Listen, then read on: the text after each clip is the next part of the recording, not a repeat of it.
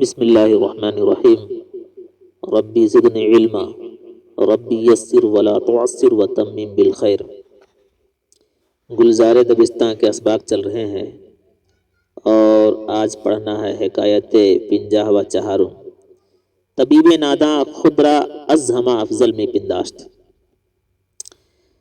پہلے لفظی ترجمہ ہوگا، بعد اصطلاحی ضرورت پڑے گی تو مرادی، اس کے بعد الفاظ کا حل اور اس کی وضاحت۔ حکایت پنجہ و چہارم 54ویں حکایت۔ طبیب ناداں خدرا از ہمہ افضل میں پنداشت۔ لفظی ترجمہ اس کا ہے، طبیب ناداں ایک بے وقوف طبیب اپنے آپ کو سب سے بہتر جانتا تھا۔ ایک بے وقوف طبیب اپنے آپ کو سب سے اچھا، سب سے افضل، سب سے بڑا سمجھتا تھا، جانتا تھا۔ لفظی ترجمہ ہے، اصطلاحی بس تھوڑا سا فرق ہے۔ ایک بے وقوف طبیب اپنے آپ کو سب سے بہتر سمجھتا تھا، گمان کرتا تھا۔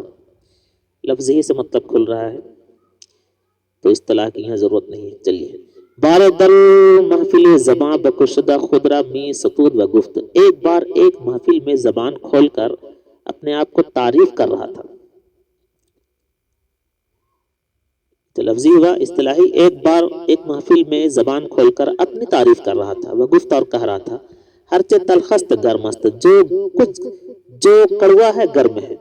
حکیم حاذق و در مجمع حاضر بود۔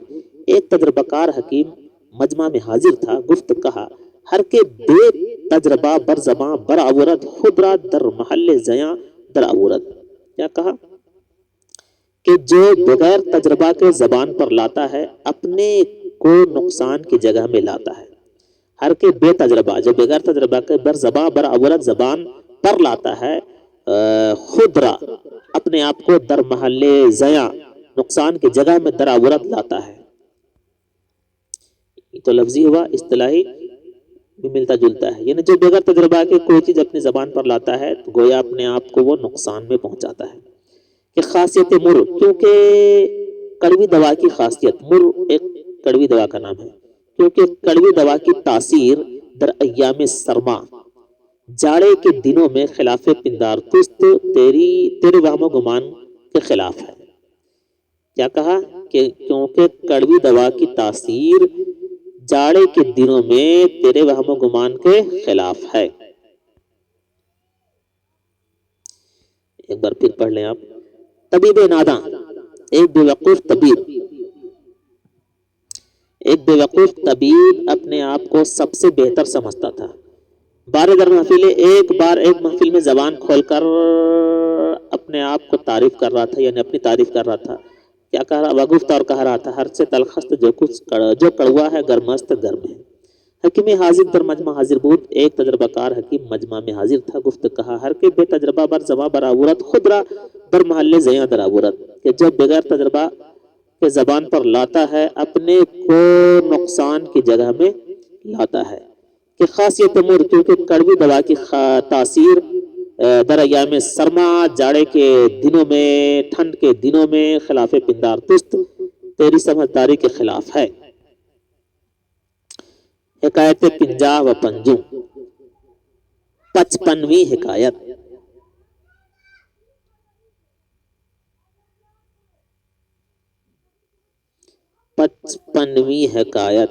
اوردہ ان لوگوں نے نقل کیا ہے۔ ہاں تو پہلے اس کا مطلب دیکھ لیجیے۔ طبیب ناداں ایک بے وقوف طبیب، افضل بڑا، اچھا، بہت بڑا، بہت اچھا، می پنداشت سمجھتا تھا۔ بار ایک بار، در محفل ایک محفل میں، زباں بکشودہ زبان کھول کر،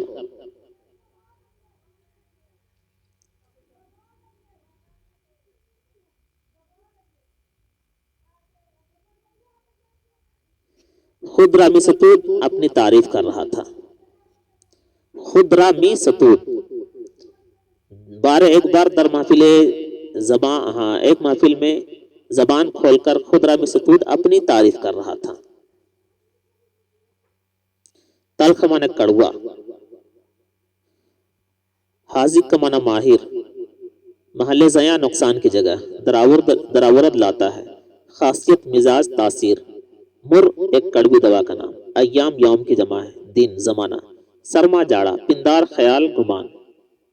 چلیے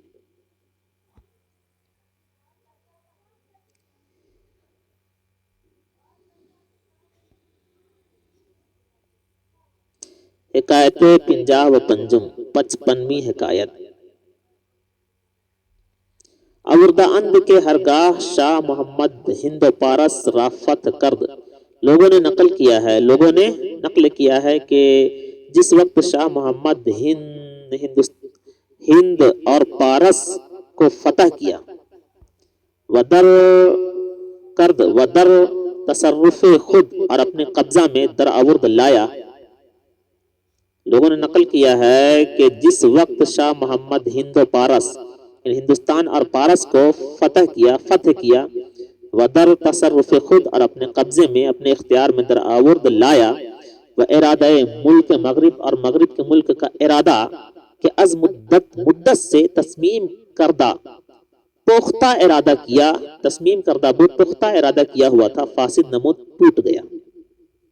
وہ ارادہ ملک مغرب اور مغرب کے ملک کا ارادہ کہ از مدت سے تسمیم کردہ بود پختہ ارادہ کیا ہوا تھا، فاسد نمود ٹوٹ گیا۔ زنے ایک عورت پیشے اس کے سامنے حاضر ہوئی، وہ گفت اور کہی، در ضلع عراق پارس کے عراق کے ضلع میں رہ زنا ڈاکو لوگ پیسرم را میرے لڑکے کو کشتند مار ڈالا۔ کیا کہا اس عورت نے؟ کیا کہا کہ پارس کے عراق کے ضلع میں ڈاکوؤں نے میرے بیٹے کو مار ڈالا، وہ متاعش بغارت بردند اور اس کا سامان لوٹ لے گئے۔ ملک گفت بادشاہ نے کہا، از ملک دور است، ملک سے دور ہے، چگونا داد گرفتہ شود، کیا انصاف لیا جا سکتا ہے؟ زن گفت عورت نے کہا، شاہ والیے ای ملک دور دراز چگونا شدند، اس دور دراز ملک کے بادشاہ اس دور دراز ملک کے حاکم کیسے ہو گئے؟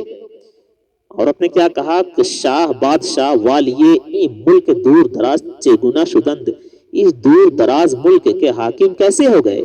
ملک خندید، بادشاہ ہنسا، و بداد مظلومہ رسید، اور مظلومہ کو انصاف تک پہنچا دیا، یعنی مظلومہ کو انصاف دلایا۔ پھر پڑھیں حکایت پنجا و پنجم، 55ویں حکایت۔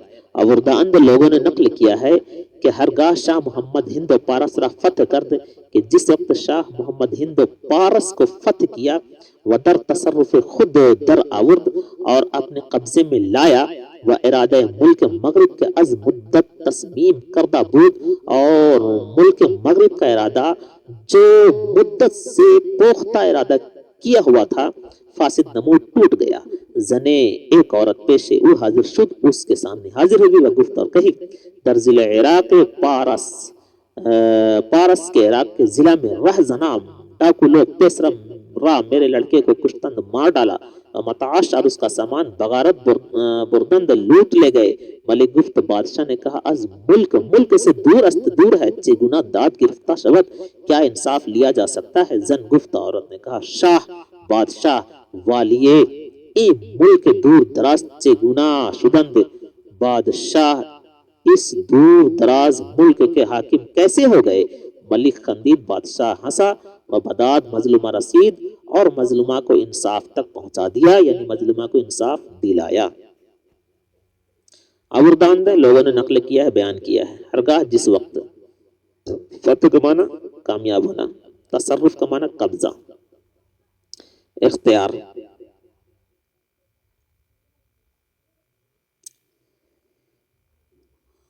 تسمیم کا معنی پختہ ارادہ،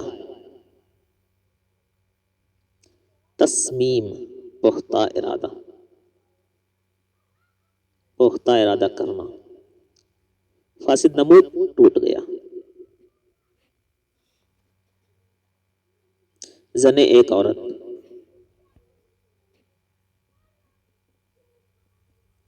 رہزنا رہزن کے جمع ڈاکو لوگ، غارت بردن لوٹ لے گئے۔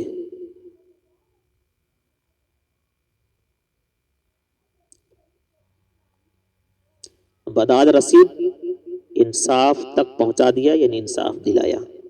بداد رسیدن انصاف کو پہنچنا یعنی انصاف دلانا۔